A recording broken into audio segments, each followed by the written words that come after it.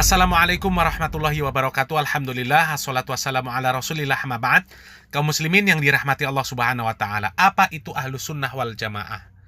Ahlus sunnah wal jamaah secara bahasa, kalau dirinci, berangkat dari kata ahli secara mufrad, yang artinya adalah satu orang. Dan ahlu secara jamak, yang artinya banyak orang. Jadi, sebagai permisalan, kata ahli Quran, maka dikatakan bahwasanya seorang tersebut adalah ahli di dalam ilmu Al-Quran, pandai di dalam ilmu Al-Quran, menguasai ilmu Al-Quran. Begitu juga dengan ahli hadis, ahli bahasa Arab, maka menunjukkan satu orang yang pandai menguasai ilmu hadis atau ilmu bahasa Arab. Sebaliknya, ahlul Quran, maka dia bentuk jamak yang artinya mereka para ahli Quran. Mereka orang-orang yang menguasai ilmu Al-Quran.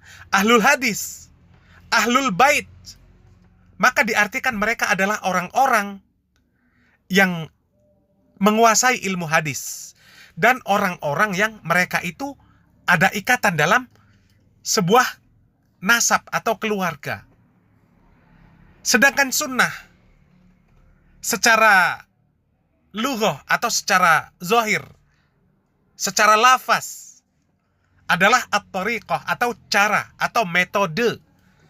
Dan secara syar'inya, sunnah adalah apa yang berasal dari Rasulullah SAW, baik berupa perkataan, ya, aqwalihi, perkataannya Rasulullah SAW, af'alihi, perbuatan Rasulullah SAW, dan iqrarihi atau ketetapan beliau Rasulullah Sallallahu Alaihi Wasallam.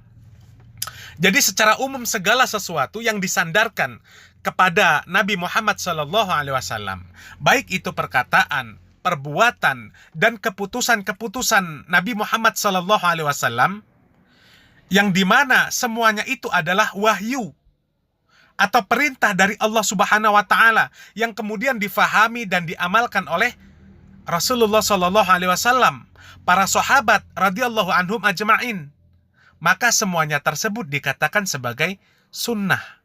Sedangkan jamaah, tentu kita semuanya memahami makna dari jamaah yang bisa diartikan sebagai rombongan atau kelompok dan sebagainya.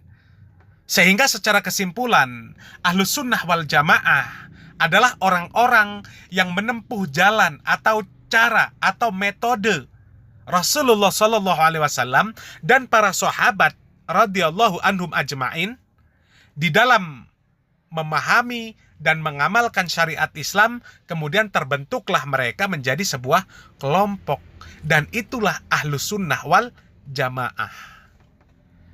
Kemudian dari mana ketika ada sebuah kelompok atau seorang kiai atau ulama mengatakan bahwasanya Wahabi, Salafi Wahabi, mereka bukanlah ahlu sunnah wal jamaah?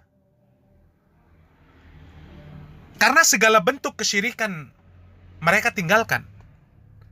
Orang-orang yang dikatakan Salafi Wahabi, mereka meninggalkan segala bentuk kesyirikan, tidak membuat amaliyah-amaliyah yang tidak diamalkan oleh Rasulullah Sallallahu Alaihi Wasallam dan para sahabat. Begitu juga para ulama setelahnya yang mengikuti mereka, para sahabat. Tidak membuat cerita-cerita khurafat, cerita kesaktian-kesaktian yang diklaim dimiliki oleh para wali-wali, yang sekarang pun tidak ada wali yang masih hidup yang bisa membuktikan kesaktiannya. Kalaulah sekarang dikatakan masih ada, atau ada wali yang memiliki segudang kesaktian-kesaktian yang banyak dikisahkan oleh cerita-cerita khurafat. Hanya saja biasanya ketika mereka sudah meninggal dunia, barulah ada cerita-cerita yang bermunculan, disebut sebagai wali fulan bisa ini, wali fulan bisa itu.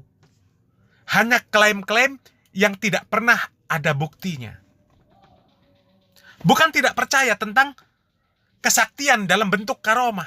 Kita percaya adanya karomah. Akan tetapi bagaimana pengertian karomah dan bagaimana orang-orang yang memang benar-benar mendapatkan karomah. Sebagaimana ma'ruf dari perkataan Imam Asy-Syafi'i tentang permasalahan karomah, dijelaskan oleh Al-Imam Asy-Syafi'i. Bukan orang-orang yang mereka melakukan banyak pelanggaran-pelanggaran syariat, kemudian punya pemikiran-pemikiran liberal, kemudian dikatakan sebagai wali dan mempunyai banyak karomah, kesaktian-kesaktian. Kemudian orang-orang yang dikatakan sebagai Wahabi, yang bukan ahlu sunnah wal jamaah, mereka menjalankan sholat wajib, berusaha untuk selalu berjamaah. Kecuali ada uzur, maka barulah mereka meninggalkan sholat berjamaah. Setelah sholat mereka juga berzikir. Mereka juga mendoakan orang yang sudah meninggal. Mereka bersedekah. Mereka memelihara jenggot, menaikkan celana di atas mata kaki.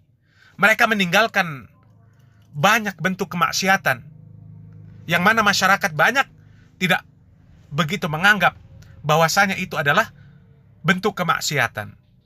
Rokok mereka tinggalkan.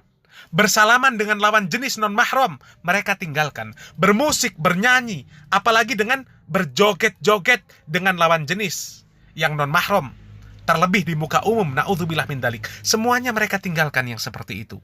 Dan semuanya yang dilakukan oleh orang-orang yang disebut sebagai salafi wahabi, itu adalah bentuk sunnah, diperintahkan dan dicontohkan, diamalkan oleh Rasulullah SAW dan para sahabat serta generasi terbaik umat ini. Lalu dari mana dikatakan mereka bukan ahlu sunnah wal jamaah?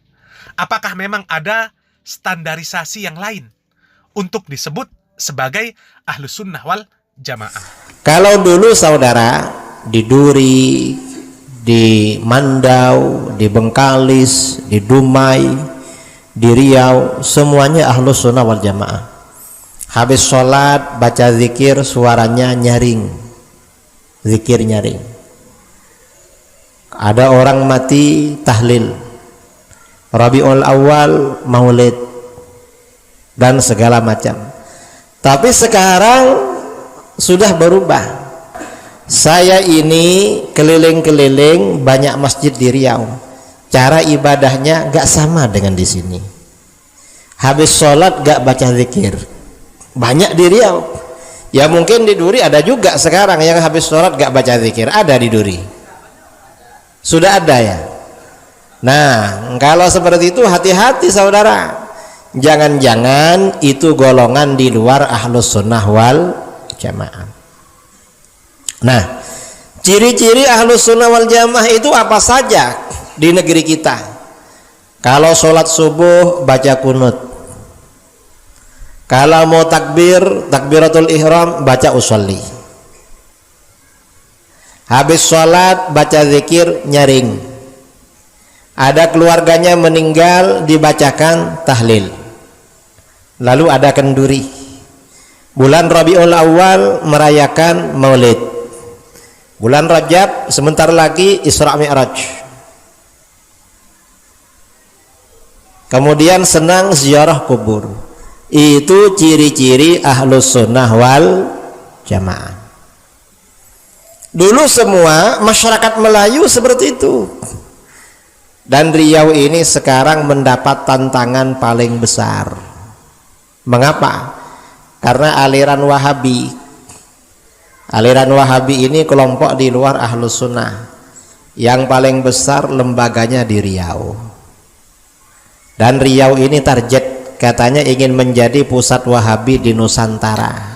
Kaum muslimin yang dirahmati Allah Subhanahu wa taala, selalu pemahaman yang salah, gagal faham, yang menyebabkan Pak Kiai Idrus Romli dan para jamaahnya ini mencirikan seseorang sebagai salafi Wahabi. Dikatakan di Duri, Riau, banyak yang setelah sholat tidak zikir.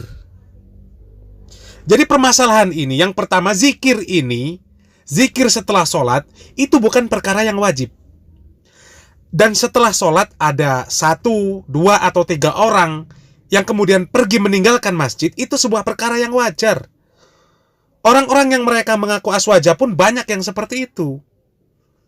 Kemudian permasalahan berzikir secara syir, tidak dengan jahar, itu juga sesuai dengan sunnah Rasulullah SAW dan para sahabat.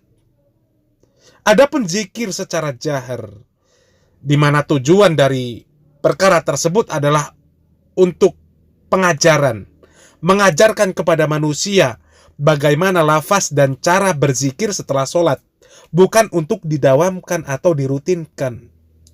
Dan perkara tersebut diajarkan oleh orang-orang yang disebut sebagai Salafi Wahabi, baik di dalam lingkup pendidikan formal maupun majelis ta'lim atau non-formal.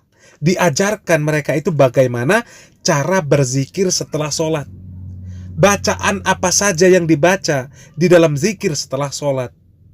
Ya, kemudian masalah kunut. Ini masalah khilafiyah.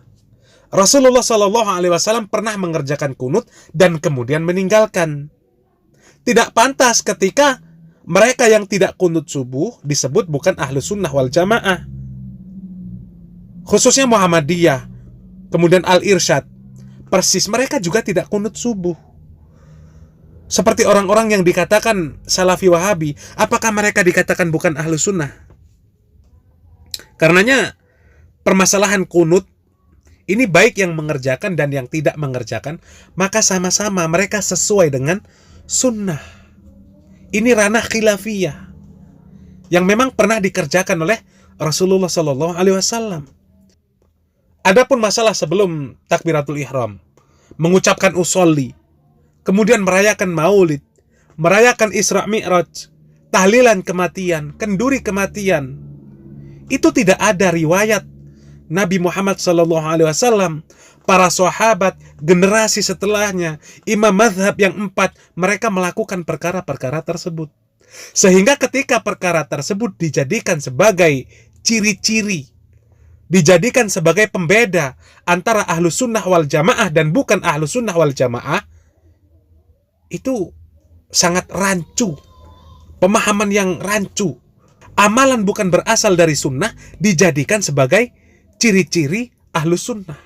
Sunnah siapa yang dimaksud? Bukankah sepakat para ulama bahwa yang disebut sebagai ahlus sunnah wal jamaah adalah orang-orang yang menjadi pengikut Nabi Muhammad SAW dan para sahabat khususnya di dalam cara atau metode beragama. Lalu bagaimana ketika Rasulullah SAW tidak mengamalkan, para sahabat tidak mengamalkan, kemudian orang belakangan membuat dan mengamalkan tentang sebuah amalan, kemudian diklaim itu ciri ahlus sunnah wal jamaah.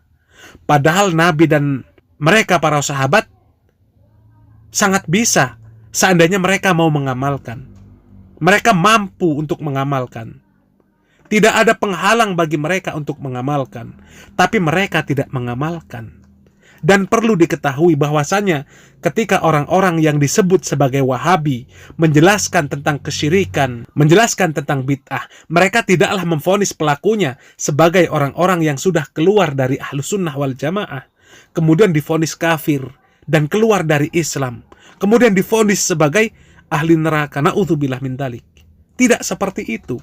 Mereka hanyalah menjelaskan karena cintanya mereka kepada umat Islam, agar umat Islam ini mentauhidkan Allah dengan benar dan kemudian beragama, beribadah sesuai dengan cara dan metode Nabi Muhammad SAW dan para sahabat radhiyallahu anhum ajma'in, tidak menyelisihi mereka di dalam cara beragama ini. Semoga apa yang kami sampaikan bermanfaat. Barakallahu fikum. Wassalamualaikum warahmatullahi wabarakatuh.